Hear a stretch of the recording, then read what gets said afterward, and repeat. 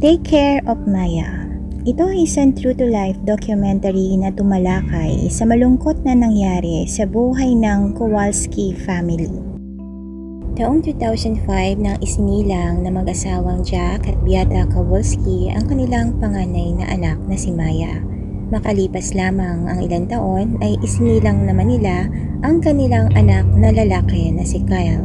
Maayos ang pamumuhay ng pamilya. Si Jack ay isang bombero habang si Beata naman ay isang registered nurse. Taong 2015, 10 taong gulang noon si Maya na magkaroon ito ng matinding sakit. Nakaramdam siya ng matinding pananakit ng katawan. Bukod dito ay nahirapan na rin siyang huminga dahil sa paninikip ng kanyang dibdib. Matinding pananakit ng ulo din ang kanyang naramdaman at panlalabo ng mga mata. Nahirapan na din siyang makatayo. Nang ipa-check up nila si Maya ay nahirapan ng mga doktor na masabi kung ano nga ba ang kanyang sakit. Ilang doktor na rin ang kanilang napuntahan. Madami na ring laboratory test na ginawa kay Maya, ngunit bigo silang malaman ang tunay na sakit nito. Lumipas ang ilang buwan, hindi huminto ang kanyang ina na si Beata na malaman kung ano nga ba talaga ang sakit ng anak. Dahil nahihirapan siya na makita na ganoon ang kalagayan nito. Lumipas ang ilang buwan, may nag-refer sa kanila kay Dr. Anthony Kirkpatrick. Based sa mga test ni Maya at mga sintomas ay na-diagnose siya na may CRPS o Complex Regional Pain Syndrome. Si Dr. Kirkpatrick ay isang anesthesiologist at expert sa CRPS. Agad niyang na-recommend ang gamot na ketamine para kay Maya para malesen ang pain at para mawala ang mga sintomas ng dulot ng sakit na ito. Ang ketamine injection ay isang uri ng anesthesia. Ito ay ginagamit sa mga pasyente na may mga fractures, abdominal pain, leg and arm pain at marami pang iba. Ginagamit din ang gamot na ito sa mga taong may depression at anxiety. Nagbigay si Dr. Kirkpatrick ng low dose ng ketamine, ngunit alam niya na hindi iyon sapat para sa case ni Maya. Kung kaya't narecommend niya na kailangang sumailalim si Maya sa 5 days na ketamine coma treatment. Ngunit ang procedure na iyon ay ginagawa lamang sa Mexico. Pinaliwanag din ng doktor na risky ang procedure, na iyon ay maaaring ikamatay ng pasyente. Ngunit wala nang ibang opsyon ang mag-asawa. Kailangan nilang gawin iyon dahil nahihirapan na rin silang makita na ganoon ang kalagayan ng anak. November 2015, nagbiyahe sina Jack, Beata at Maya patungong Mexico. Naging successful ang procedure. Nabawasan ang sakit na nararamdaman ni Maya at bumuti na din ang kanyang pakiramdam. Pagbalik nila ng United States ay in-advise pa din ng doktor na kailangan pa rin ni Maya ng low dose ng ketamine para maiwasan ang pagbalik ng sintomas dulot ng kanyang sakit. Ngunit matapos lamang ang 1 taon, October 7, 2016 ay nag-relapse ito. Matinding abdominal pain ang naramdaman ni Maya na halos nagsisigaw na siya sa sobrang sakit. Jack lamang ang nasa bahay noon dahil nasa trabaho si Beata. Agad na sinugod ni Jack si Maya sa emergency room ng Johns Hopkins Children's Hospital sa Florida. Agad din namang sumunod si Beata sa ospital. Nang makarating siya ay namimilipit pa din sa sakit si Maya. In-explain ni Beata sa mga doktor doon kung ano ang sakit ni Maya. Ngunit wala sa kanila ang may idea kung ano nga ba ang sakit na CRPS. Sinabi din niya na ang ketamine injection lamang ang nakakatulong para mawala ang sakit na nararamdaman ni Maya. Ngunit hindi siya pinakinggan ng mga doktor doon. Kahit na pinakita niya sa mga ito ang lahat ng mga test result at reseta ng doktor. Dahil sa pagpupumilit ni Beata na bigyan ng ketamine injection ang anak, at tila inuutusan niya ang mga staff ng ospital kung ano ang nararapat gawin, ay tumawag ang mga ito sa Child Protective Service. Dahil nagsuspecha sila na si Beata ay may Munchausen syndrome by proxy. Isa itong uri ng mental illness at form ng child abuse, na kung saan ang isang parent or guardian ng pasyente ay gumagawa ng fake symptoms o mas pinapalala ang sintomas ng sakit. Si Dr. Sally Smith, isang child abuse pediatrician, ay nagtungo sa ospital 4 na araw matapos ma-admit si Maya. Kinausap ni Dr. Smith ang mag-asawa.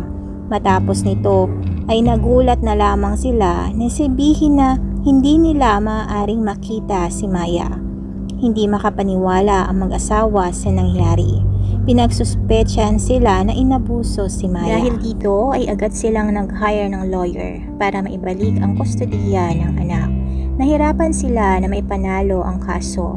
Ang judge ay nag-issue ng no contact order para kay Beata. Ibig sabihin nito ay kahit sa telepono ay hindi maaaring makausap ni Beata ang anak. Ilang buwang nasa pangangalaga ng ospital si Maya. Napag-alaman ni Beata na ang nurse na si Kati Betty na nag-aalaga kay Maya ay mayroon ng kaso ng child abuse, kung kaya't gano'n na lamang ang kanyang pag-aalala para sa anak, lalo na at binawalan siya na makita o makausap man lamang ito sa pamamagitan ng telepono. Kung minsan, pinapayagan si Jack na makita ang anak. Ilang beses na nagkaroon ng court hearing at ang mga judge ay nakapanig sa ospital. Maging ang hiling ni Beata na mayakap lamang ang anak sa isang court hearing ay hindi ito pinayagan. Umabot ng halos 3 buwan na hindi nakita ni Beata ang anak. January 8, 2017, isa sa pinakamasakit na nangyari sa pamilya Kowalski. Natagpuang wala ng buhay si Beata sa kanilang garahe. Hindi na nito kinaya ang lungkot dahil sa pagkawalay sa kanya ng anak, kung kaya't minabuti na lamang nito na tapusin ang kanyang buhay. Bago ang insidente, January 7 ay naimbitahan ng pamilya sa birthday party. Hindi sumama si Beata dahil sabi nito ay masama ang kanyang pakiramdam at silang mag-ama na lamang ang pumunta. Kinagabihan ay hinanap nila si Beata at nakita nila na sarado ang kwarto ni Kyle. Simula nang mawalay si Maya sa kanila ay nakasanayan na ni Beata na matulog sa kwarto ng kanyang anak na lalaki, kung kaya't hinayaan na lamang nila ito na magpahinga sa pag-aakala nilang nandoon lamang ito at natutulog. Kinabukasan nga ng umaga ay nakita na lamang ng mag-ama ang wala ng buhay na si Beata. Tell me exactly what happened. She's in the garage.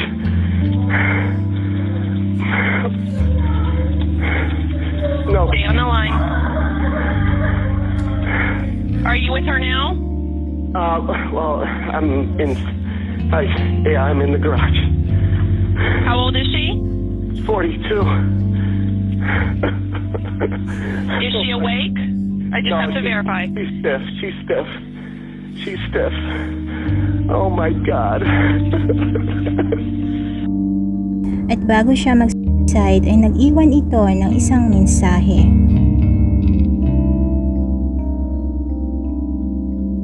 Limang araw matapos ang pagkamatay ni Beata ay nirelease sa ospital si Maya at naibalik kay Jack ang kustodiya ng anak.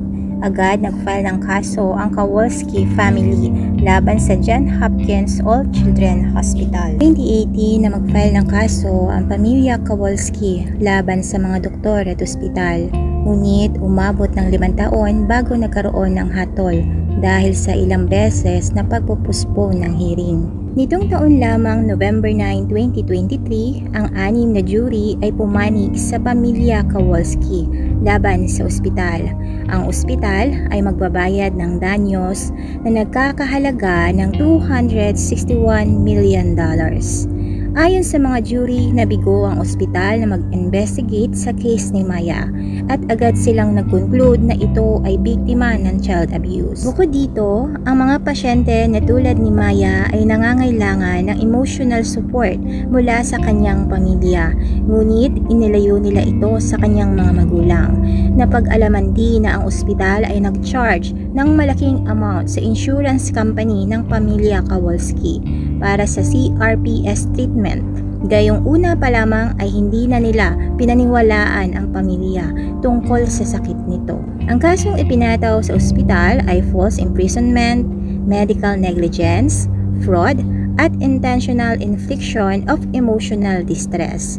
Si Dr. Sally Smith naman ay nauna nang nakipag-areglo sa pamilya at nagbayad ng danyos na nagkakahalaga ng $2.5 million.